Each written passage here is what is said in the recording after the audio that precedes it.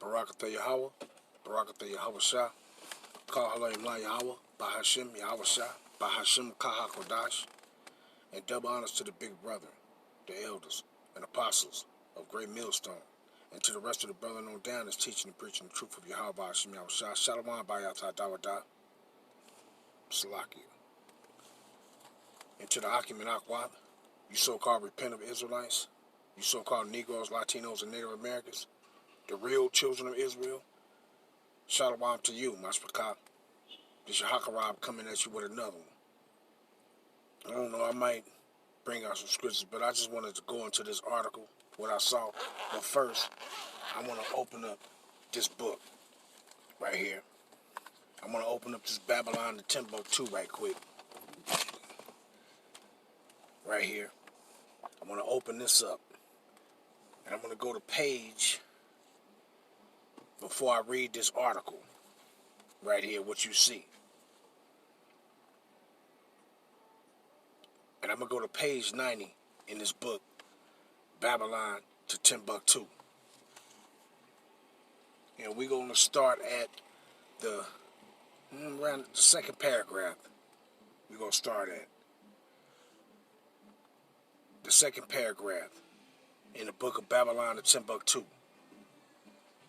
By what factors we can explain the emergence of black Hebrew hegemony and leadership over the indigenous tribes? The answer is simple. The Jews came into the western Sudan from northern and eastern Africa as a result of a chain of commercial and persecutory migrations. The Jews had settled among the most civilized people throughout the ages. They adopted new methods from other people and left their material, educational, and moral imprint among the people with whom they resided. For many centuries, let me read that again. The Jews had settled among most civilized people throughout the ages. They adopted new methods from other people and left their materials, educational, and moral imprint among the people with whom they resided. For many centuries, the Hebrews had to employ great physical and psychological initiative. Psychological initiative. They could not afford to be complacent or apathetic. They were hated. So apathy could mean cultural stagnation or death. The Jews imported into the western part of Africa a superior material, educational, and moral culture soon after 300 AD. And the cultural advancement was not duplicated or exceeded until the ascendancy of the Mohammedan leader Mansa Musa of Mali in 1312 AD. In the 3rd and 4th centuries AD, the Africans on the west coast did not possess the cultural superiority of the Africans on the north and east coast. The black Jews had advantage over the African tribes. What did it just say? The black Jews had advantage over the African tribes. They carried their culture, history, laws, and written records with them. And what was that? What was our history and our laws and our history and our written records? The scriptures. Then it says, this assured them a constant precedent for the development of a higher social organization because of the stability of the black Jew culture. And I don't even know why he just putting black in here, because he just basically letting you know it ain't those dirty ass dogs that's over there trotting down our land. And what he says, the Jews were not absorbed into the autochthonous population. And I guess that word autochthonous meaning indigenous, meaning those damn Hamites that was already in that land before we came migrated down there. Autochthonous population. In fact, the Jews absorbed some of the native tribes, meaning it's saying that we didn't actually follow after their ways. They wanted to follow after our ways. And then it says, in fact, the Jews absorbed some of the native tribes. The Jews made use of every opportunity. They were an industrial and skillful people. In Jew Ghanaian states were found kings, princes, governors, general secretaries, treasurers, revenues, agents, judges, architects, engineers, doctors, historians, language interpreters, mathematics, jewelers, sculptors, masons, carpenters, painters of arts, goldsmiths, leather workers, potters, armorers, saddlers, blacksmiths, agriculturalists, etc. See, but the point is what? What did it say? That we absorbed some of those native tribes, meaning they wanted to learn our ways. See? And now I want to go into this article right here. Because this article, I see holes through this article. I see holes through it. And it don't make no sense. Here it is. We're going to read this article first. What it says right here. You see what it's talking about? It's talking about those that's down there in the Lemba tribe. And what it says. You see them right here. But it says what? Now, don't get me wrong. Some of our people is among them. But you just can't credit them, all of them, and say they are people. You can't. You have to think that some of the motherfuckers is Hamites, man. And what does that book just say? It's like it, not the scriptures, but what does that book just say? It just said we absorbed some of those Hamites, meaning they wanted to learn our ways. So I just don't see when the Most High said that these curses is gonna pursue you and overtake you wherever you go. But these people was just able to sit back and not go through none of the shit that we went through. But let's read this article right here. It says what? Genetic tests carried out by British scientists reveal that many of the Lemba tribesmen in South Africa have Jew origins, according to a report by BBC. Now, you see, they look like our people. See? But let's continue reading. It says what? By BBC. The Lemba, a tribe of 70,000 to 80,000 members who live in central Zimbabwe and northern South Africa, have customs which are similar to the Jews. Lemba refrain from eating pork good or other foods forbidden by the Torah, or forbidden combinations of permitted foods. I guess they wear that damn yarmulke, them damn things on the back of their damn head, what them heathens call them, kephas or something. They wear that shit, and it says, like skull caps, conduct ritual animal slaughter. Wait a minute. You mean to tell me right now today they still carrying out ritual animal slaughter? They ain't supposed to be doing that if they aren't people. See? And what it says, have a holy day once a week, that's the Shabbat, and even put a Star of David on their gravestones. Ain't supposed to be doing that either. According to their oral tradition, the Lemba are descended from 7 Jew men who left Israel 2,500 years ago. So you give or take around the time of Mashiach or either before Mashiach, that they saying they left out of our land and went down there where they reside at.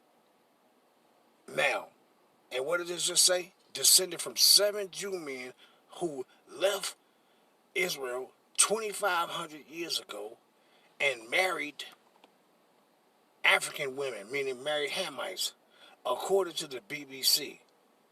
But I want to, 2,500 years ago? So wait a minute. So you was able to go down there, 7 men was able to go down there, start going into the Hamlet and having children, children and children, children and children.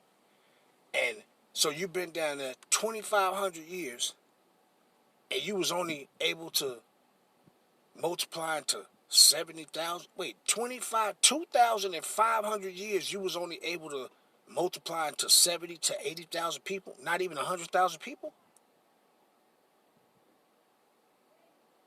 But that's a long fucking time to be down there. 70,000 people to 80,000 people, but you've been down there 2,500 years.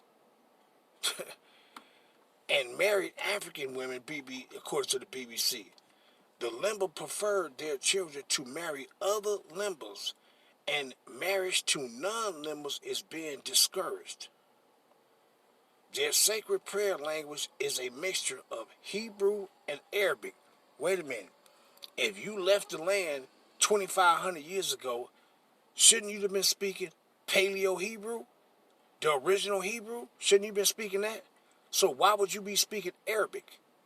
Everything will be original. You wouldn't be wearing them small ass hats on your head that those heathens be wearing. You wouldn't wear that. They wouldn't be wearing that. Wouldn't they continue in their original way? Wouldn't they keep their traditions? So what the fuck would they be speaking Arabic for if you speak in Hebrew?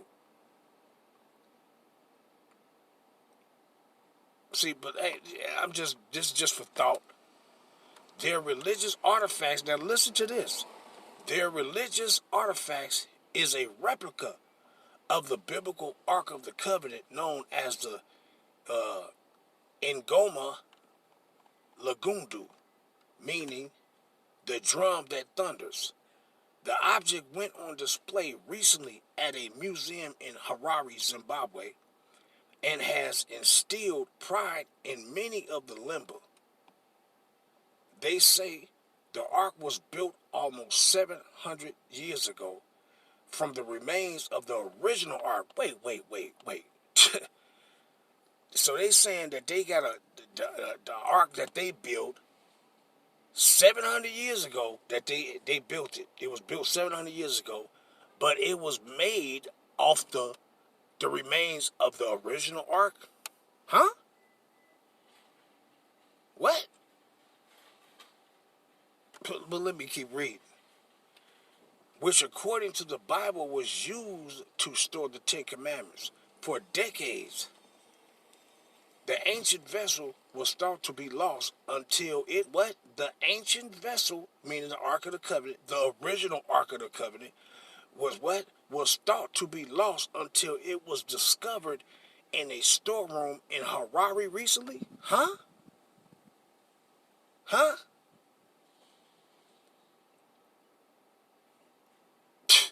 Hey, let me keep reading. Members of the priestly, and I remember a while back when I first went into that, I remember some Edomite that was going down there and doing trips down there the first time. And I remember him saying that they said that they came from the tribe of Dan, that they migrated down there, and they came from the tribe of Dan. They was the priest order that was of the tribe of Dan. Now, we already know that what happened to the tribe of Dan concerning the priest order. They wasn't of the tribe of Aaron. They wasn't Levites. So we already know that. So how was they saying that they was of the tribe of Dan, the priestly order, and Jeroboam made priests of people, of individuals that wasn't even of the tribe of Aaron, that wasn't of the tribe of Levi. See, but I remember that dude saying that they said that they come from the tribe of Dan, and they was the priest order that came from the tribe of Dan, and they migrated down there. I remember that. See, but let's read. Members of the priestly clan of the Limba and Buba which is one of the 12 clans, have a genetic element also found among the Jew priestly line, known as the Kohanim. This was amazing, Professor Tudor Parfit from the University of London told the BBC. Now, how they know that? Who is they testing their blood with to say that, oh, they came from the ancient, the so-called Jews? Who they testing their blood with, and what are they talking about? But here it is. You got us here. They would cut your ass down and tell you, oh, and come against you and say, oh, no, you're not the people of the Most High. Oh, your blood's this and just bullshit. See? But here it is. These people that went down and went into Hamite women, and they sitting back saying, oh, they bloodline go. But here it is. You are who you are here, over in the place of our captivity. But they ain't telling you nothing about yours. They making up lies and shit. See? But here it is. You got some heat. So who is they testing their blood with to say that they of this or they of that? People ain't nothing but goddamn liars, man. It looks as if the Jew priesthood continue in the West by people called Kohan. Well, it's Kohan. It says Kohen, but it's Kohan. And in the same way, it was continued to be priestly clan of the Limba. And it says right here, despite their roots, many of the tribes are now who? What? Many of the tribes are now Christians or Muslim? Huh? Wait a minute. Let me read that again. Despite their roots, many of the tribe are now Christians and Muslim. Christian, that's a Greek word. And that word, pertaining to the scripture, is a Greek word that means Christianos, but it goes back into what? Meaning the Israelites. So you know damn well that ain't what they talking about right here. They ain't talking about that word goes back to Israelites. They use it in saying that, okay, despite their roots, many of the tribes are now Christians and Muslims. Wait a minute. So you done converted to some Arab shit, and not only did you convert to some Arab shit, you went around talking about you followed just some damn Edomite shit too? Because that damn sure ain't talking about our stuff. That ain't talking about being who you really are, if they supposed to be who they really are. So I just saw this article, and I just wanted to bring out something on that, because I see holes in this shit. I see holes in it. You've been down there 2,500 years and all the most, and you done multiplied to be 70 to 80,000 people. Well, we done been over here 500 years, and the Most High got us into you can't even count us. I just wanted to bring out something on that, because I just see holes in that shit, man. But like I said, some of them of our people, but you just can't count all of them and say they all of our people, man. Period. See? But what it said right there, genetic tests carried out by British, so you got Edomites carrying out a test on y'all to tell them who they are. But who was they putting testing their blood with? Who? That's what I want to know. Who? So I'm gonna end it off there. All praise be to the Most High Yahweh by Hashem Yahweh Shai, because I'm putting together a little proclamation that I want to bring out. But I'm gonna end this one off. Shalom Yasharallah. All praise be to the Most High Yahweh by Hashem Yahweh Shai by Hashem Rakah HaKodash. And double honor to the big brother. And to the rest of the brethren on down is teaching and preaching the truth of Yahweh by Hashem Yahweh Shai. Shalom by Yahweh Dawadah. This your Hakarab in and off, proclaiming a little bit of this truth and bringing out this article. But I'm about to get back and go get my scriptures, because I ain't got them with me, and bring and do me a little lesson, bring out something else. But I just want to bring this out. Shalom, Yasharallah. Shalom.